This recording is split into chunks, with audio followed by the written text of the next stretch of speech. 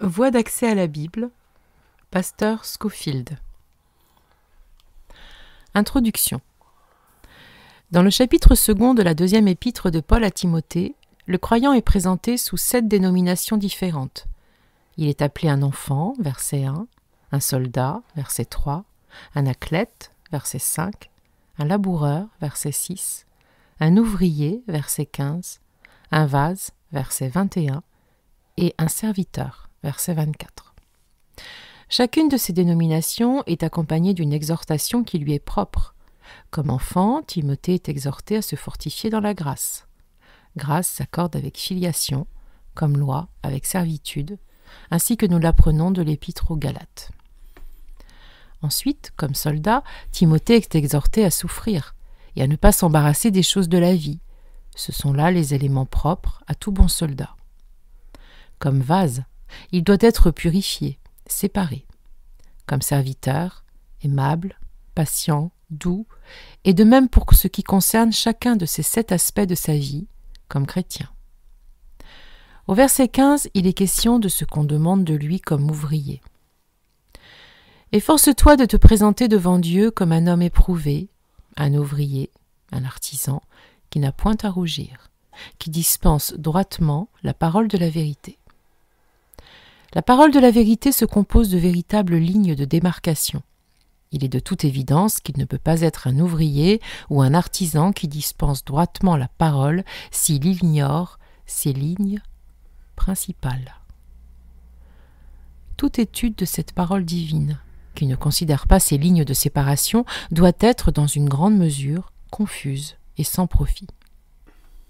Beaucoup de chrétiens, de ce fait, n'hésitent pas à avouer qu'ils trouvent l'étude de la Bible un travail ennuyeux. Un plus grand nombre sont du même avis, tout en ayant honte de l'avouer. Le but de ce livre est d'indiquer les thèmes les plus importants de la parole de la vérité. Il est évident qu'il ne s'agit pas ici d'une analyse complète de la Bible.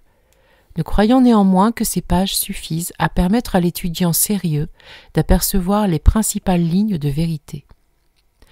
Puisse-t-il discerner également quelque chose de la beauté ordonnée et symétrique de cette parole de Dieu, qui semble, au regard de l'homme naturel, non converti, confusion, discordance et contradiction. Le lecteur est vivement exhorté à ne pas recevoir une seule doctrine basée sur l'autorité de ce livre, mais comme les nobles habitants de Bérée, acte 17, verset 11, à examiner chaque jour les Écritures, pour voir si ce qu'on lui dit est exact. Il sera donc utile d'avoir une Bible en main. Aucun appel n'est fait à l'autorité humaine. L'onction que vous avez reçue de lui demeure en vous, et vous n'avez pas besoin qu'on vous enseigne. 1 Jean, chapitre 2, verset 27. Cyrus Ingerson Scofield, 1843-1921, était un théologien américain, pasteur, congrégationaliste et écrivain. Avocat de formation, après avoir écouté le témoignage d'un ami avocat, Scofield a vécu une nouvelle naissance et est devenu chrétien évangélique en 1879. En 1880, il a été ordonné ministre congrégationaliste et il devient pasteur d'une église congrégationaliste à Dallas, au Texas, jusqu'en 1895. Et en 1895, il devient pasteur d'une autre église à Northfield, dans le Massachusetts. Les cours d'études de la Bible par correspondance est à la base de sa Bible de référence, une Bible d'études annotée et largement diffusée, publiée pour la première fois en 1909. Les notes de Scofield enseignent le dispensationalisme, une théologie qui a été conçue en partie au début du XIXe siècle par l'anglo-irlandais John Nelson Darby, qui, comme Scofield, avait aussi été formé comme juriste. Le dispensationalisme insiste sur les distinctions entre l'Église du Nouveau Testament et l'ancien Israël de l'Ancien Testament. Scofield croyait qu'entre la création et le jugement final, il y avait 7 domaines dans lesquels Dieu traite avec l'homme pour le mettre à l'épreuve en fonction de son obéissance aux exigences de sa révélation encore partielle dans l'Ancien Testament, et que ces domaines sont un cadre à travers lequel le message de la Bible peut être expliqué en sachant que certains domaines peuvent se recouvrir partiellement ou se superposer, comme cela est le cas avec la dispensation de la promesse et de celle de l'Église. Dans chaque dispensation, l'obéissance de l'homme à l'égard de la révélation reçue est éprouvée. Ce fut largement à travers l'influence des notes de Scofield que le dispensationalisme est devenu influent parmi les chrétiens fondamentalistes aux États-Unis. Nous mettons dans les commentaires de cette vidéo le lien de téléchargement gratuit de cet ouvrage.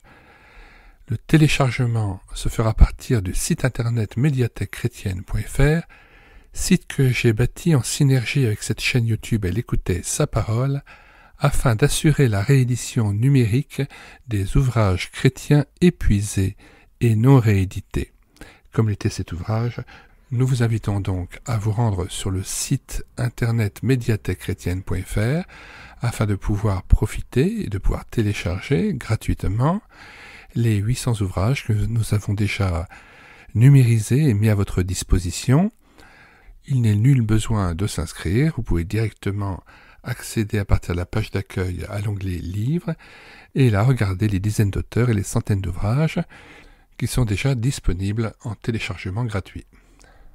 Si vous voulez connaître les différents ouvrages que nous numérisons tous les jours et présentons sur cette chaîne YouTube Elle écoutait sa parole, les audiobooks que nous prenons en charge, les albums ou BD que nous lisons avec caméra de document, mais aussi les cantiques que nous mettons en parole, afin de nourrir votre louange individuelle ou en assemblée, abonnez-vous à cette chaîne YouTube Elle écoutait sa parole. Nous vous disons au revoir et à bientôt.